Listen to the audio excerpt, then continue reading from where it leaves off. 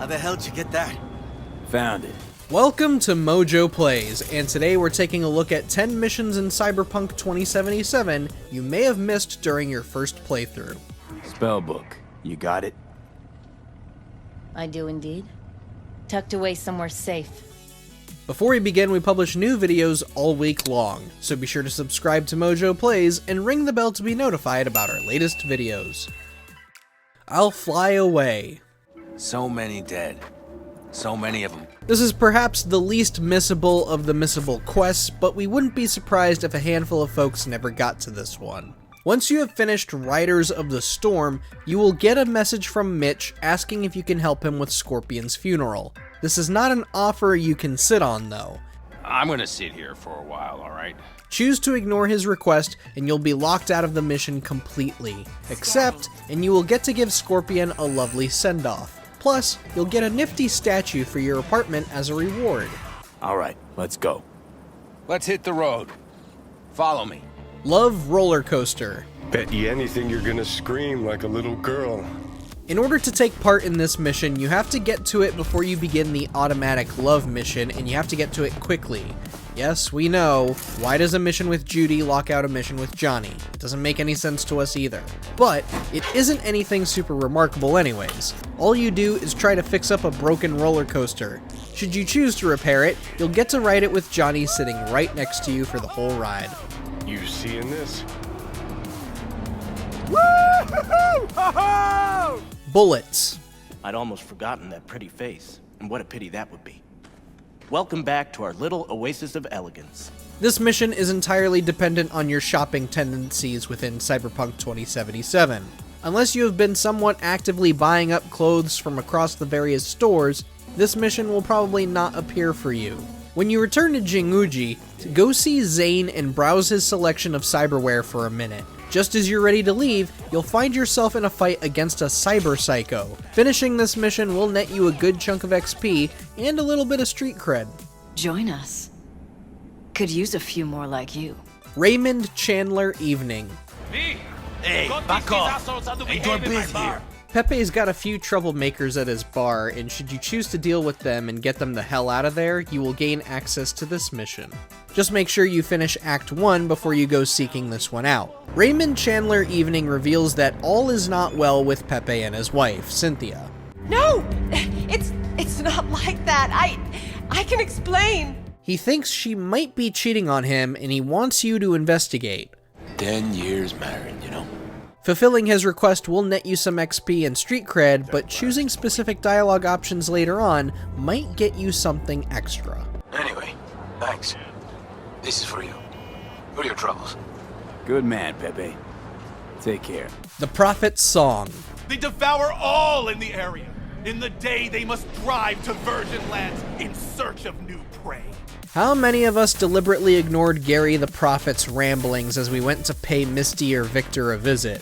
No shame in doing so, not many people like being preached to, let alone listen to crazed ramblings of conspiracies. You don't understand! I have their coprocessor in my head! I don't know how my Ripper Doc got his hands on it. But if you decide to listen to Gary for a bit and even donate to his cause, you'll get a call from him later. Turns out he has been abducted by corpos. Seeing this quest through to the end will not only get you some street cred and XP, but you may even get a chip containing a secret message. So ends the epic saga of discovering secrets of paranormal beings. What's this story taught us? Coin-operated boy. I tried stopping them, told him he was my best friend. They looked at me like I was crazy. If you were a big fan of Detroit Become Human, chances are you actively sought out this mission. Why? Well, it's because the voice of Conrad, Brian DeChart, voices Brendan, one of the many AI-operated vending machines you can find around Night City. As if I really was a sentient being. A real person? At some point, you might stumble upon Brendan talking to a woman in Japantown, but later on, he'll be taken away and the woman will ask you to track him down. Well, that doesn't sound so bad, right? Do this, and you'll nab yourself a few hundred XP and a joke too good to be on a popsicle stick or soda can. Where was Johnny Silverhand when the bomb at Arasaka Tower went off? Don't know. Where? All over the place. Literally. The Highwayman. Guy in the picture. That you? If you decided not to spend too much time exploring Rancho Coronado for whatever reason, chances are you did not get the opportunity to do this mission. It is super easy to miss, in all honesty, because you have to look for a very specific laptop in Rancho Coronado to trigger it. Upon doing so, you will be told to go look for a man named James. He will ask you to go find his girlfriend named Josie. So yeah, I'd say something bad happened.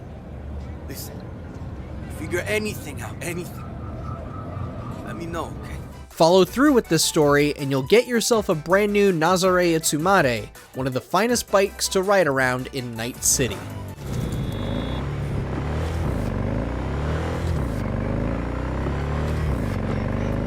Cold Mirage. Hey! Seen the opening numbers? Stevenson's a hit! To experience this mission for yourself, you will need to have completed Ghost Town first. You will have to go out of your way for this one though, as you're required to trudge through the massive trash pile by the highway. Once you find a fridge giving you a prompt, go ahead and trigger the mission. You will discover a mysterious cyber deck that will need to be shown to Nix first. Trust us when we say that your efforts in finishing this mission will be well rewarded. Well, I guess I can delve some more, see if I can't find something interesting in there. Spellbound. Price non-negotiable. You'll need to pay in full on pickup. Clear enough. Agreed. Funny thing about this one is that if you missed Cold Mirage, then you absolutely missed this one. The reason is because Spellbound is only unlocked by completing Cold Mirage. So we won't spoil anything here, just know that it is worth doing this one if you're going for a netrunner/hacking build. The reward is well worth the trouble. V, word of advice. Don't pull shit like that with me. Just don't. Feed to cat. Oh, interesting. There isn't much to do for this mission. All you need to do is look for a cat outside of your apartment, specifically the first apartment you get after the prologue. Meet Nibbles! He's just a poor kitty who is starving and could use a new home. Well, there it is. Find a store that sells cat food, buy a bag, and go fill his bowl. A few hours later, Nibbles will appear and be available for you to adopt. Go give the good boy a new home.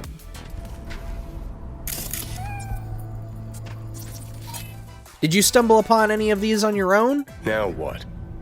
Patience is a virtue. Oh. Let us know down in the comments, and don't forget to subscribe to MojoPlays for more great videos every day.